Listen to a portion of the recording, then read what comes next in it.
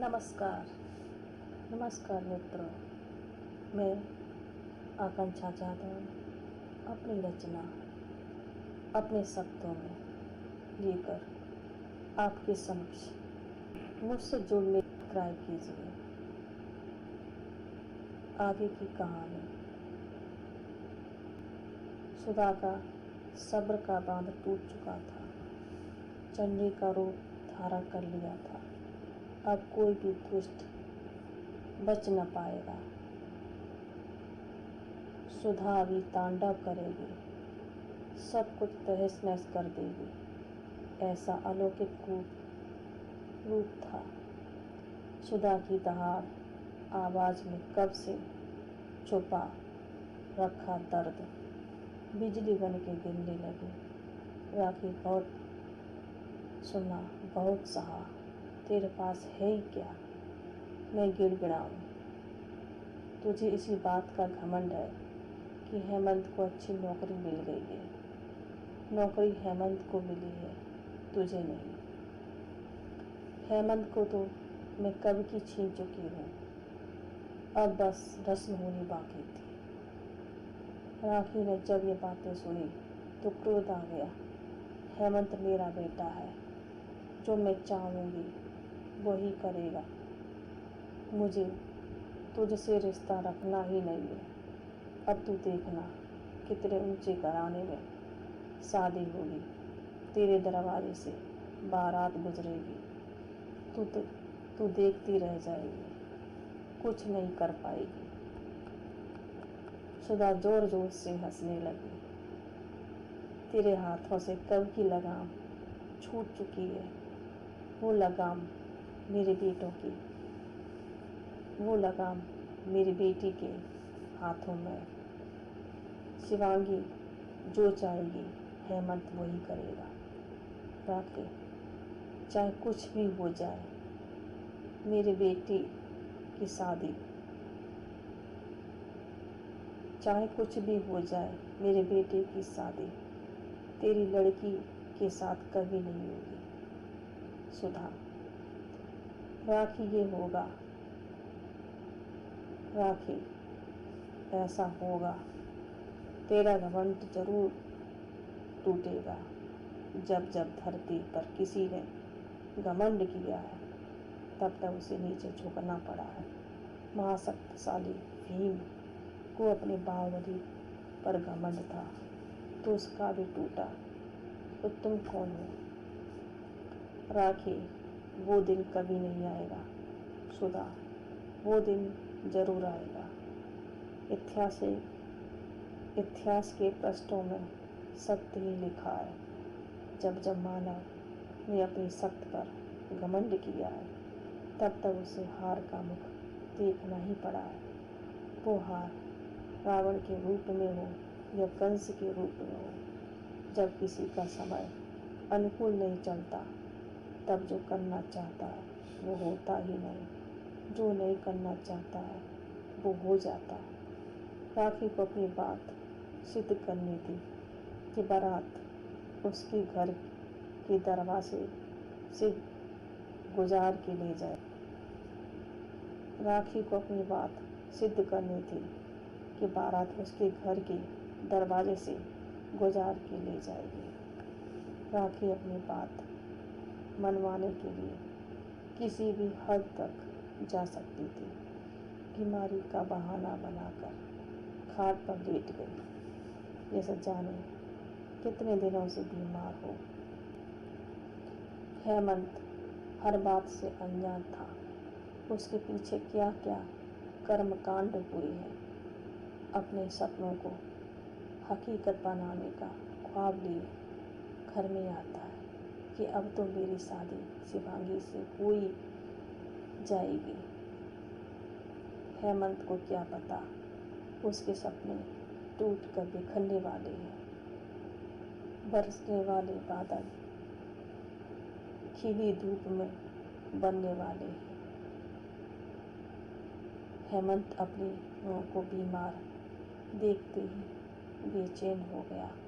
हेमंत, माँ, आपको क्या हुआ है?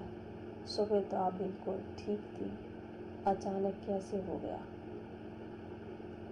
राखी ने मनगढ़ंत कहानी बतानी शुरू कर दी, जो एक झूठ की सिवा कुछ न था।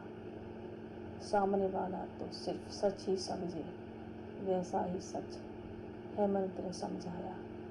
हेमंत ने वादा भी किया, माँ आप जिससे शादी करवाएंगी मैं उससे ही शादी करूँगा। आखिर मुझे भी दिखाना है मेरी माँ को इतना बुरा भला कहा, आखिर वो मुझे समझती क्या है। शिवांगी, मुझे तुझसे ऐसी उम्मीद न थी। शिवांगी, मुझे तुमसे ऐसी उम्मीद न थी। जहाँ मेरे माँ का सम्मान नहीं, उससे मेरा कोई संबंध नहीं। न खुशी, कहीं गम था। जो राखी चाहती थी वैसा ही हुआ। राखी अपनी जीत पर बहुत प्रसन्न थी। राखी ने जो सोचा था वैसा ही होता जा रहा था। इंसान कुछ भी कर ले, लेकिन भगवान के घर देर है पर अंधेर नहीं। शायद किस्मत को कुछ और ही मंजूर था। बारात तो सुधा के घर से गुजरी पर अधूरी। बारात के पहुंचने से पहले दुल्हन ने जहर खाकर आत्मदाह कर लिया। हेमंत पर बहुत गहरा घात लगा। शिवांगी से ऐसी उम्मीद न थी। माँ ने हेमंत के लिए जो लड़की चुनी उसने आत्मदाह कर लिया। अपने दुखों को समेटकर नौकरी करने चला गया, अपनी बातों को भुला सके। हेमंत जो चाहता था वैसा कुछ न हुआ, बल्कि तकलीफ और बढ़ चुकी थी। शिवांगी का पीछा छुड़ा के आया था। शिवांगी से पीछा छुड़ाना इतना आसान न था। जिस तरह हेमंत की बात मान ली, उसी तरह शिवांगी ने भी अपनी माँ से वादा किया था, हेमंत से ही शादी करके दिखाऊंगी। वही वादा निभाने शिवांगी यहाँ पर आ पहुंची। तारणी को इस आपबीती व्यथा को सुनकर अपने आप को धिक्कार रही है। कितने दुखद की बात है, मैं एक औरत होकर दूसरी औरत का दुख न समझ सकी। सुधा, औरत सब ऐसी नहीं होती। तारणी, आंटी जी, एक बात मेरी समझ में नहीं आई। सुधा, तुम जो पूछना चाहती हो वो मुझे पता है। तुम यही पूछना चाहती हो कि शिवांगी ने यहाँ एडमिशन क्यों लिया। ये तो सिर्फ एक दिखावा है और कुछ नहीं। शिवांगी उस कॉलेज में पढ़ती ही नहीं है। शिवांगी ने अपने लिए नौकरी ढूंढ ली थी, वो जाती थी। कॉलेज में तो सिर्फ हेमंत को आघात करने जाती थी और तुम सबने समझा कि शिवांगी तुम्हारे कॉलेज में पढ़ती है। हाँ पायल, हाँ हाँ हाँ आंटी जी, हम तो यही समझते थे। आंटी जी, आपने ये नहीं बताया कि आपके घर चोरी किसने की थी। इसका कुछ पता चला? सुधा, चोरी और कौन कर सकता है?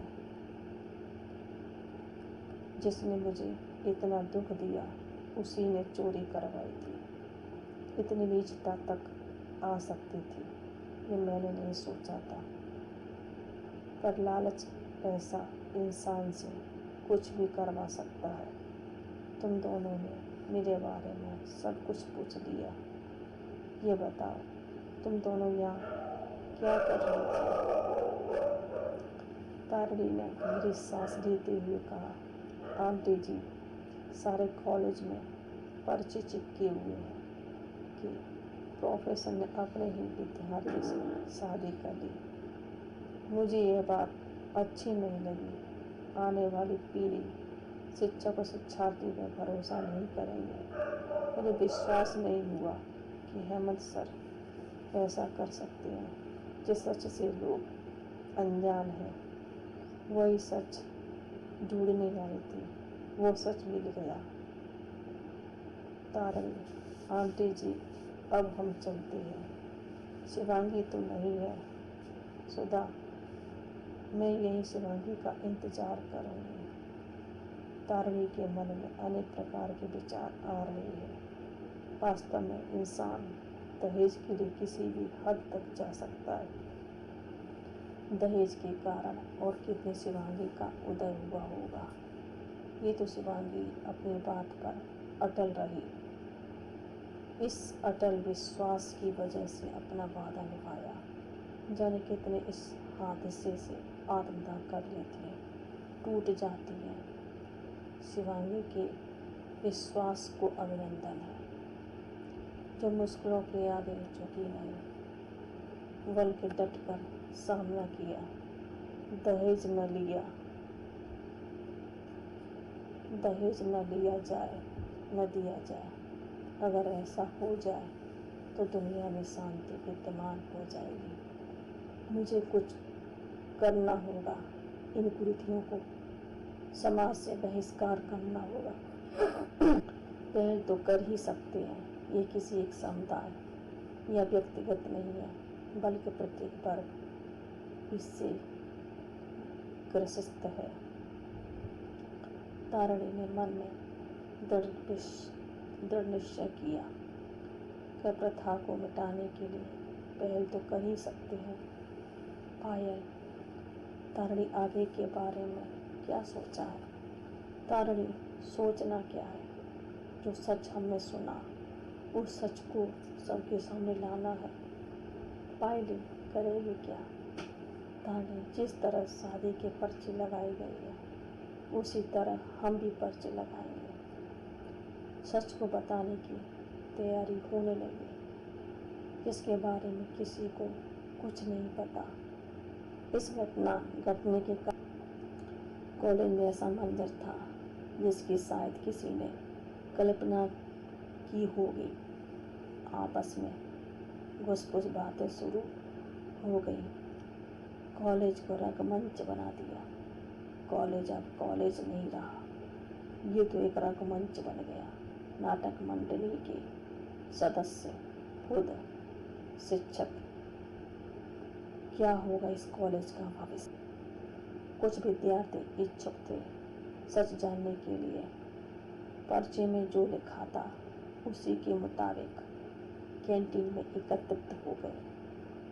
आपस में बातें करके अपने अपने दूरदर्शी के घोड़े दौड़ाने लगे। आखिर यहाँ क्यों बुलाया गया है? एकाएक सब लोग शांत हो जाते हैं। तारणी को देखकर, जिसे कभी इस रूप में नहीं देख, जिसे किसी से कोई मतलब नहीं, वो आज मंच पर, वो भी माइक को हाथ लिए। तारणी को कोई दोस्त बनाना नहीं चाहता था। उससे सब दूरी बनाए रखते, और आज सब उसकी बातें सुनने आए। ये तो वही बात हुई। आज इंसान कांटे की सच्चाई सुनना चाहता है। कांटा हमेशा दर्द नहीं देता, खूबसूरत भी बनाता है।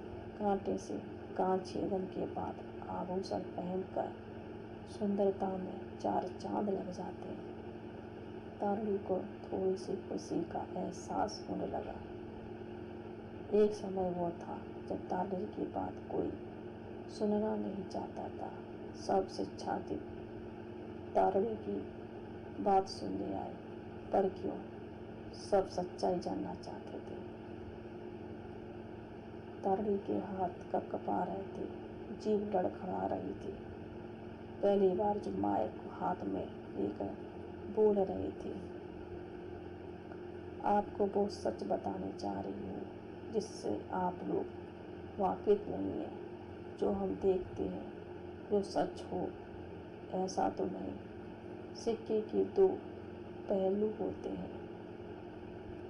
को लोगों के समक्ष दिखाया जाए वो सच या झूठ हो, उसी को सब देखते सुनते समझते हैं।